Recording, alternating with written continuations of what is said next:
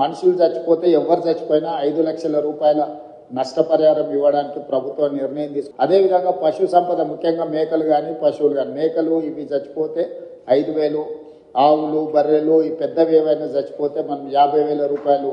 పంట నష్టం జరిగిన ప్రాంతాలలో చాలా వరకు పత్తి, వరి ఇవన్నీ కూడా జరిగినాయి కాబట్టి ఎకరాకు 10,000 రూపాయలు మనం రైతులకు పంట నష్టపరిహారం కూడా ఇవ్వాలనుకుంటున్నాం.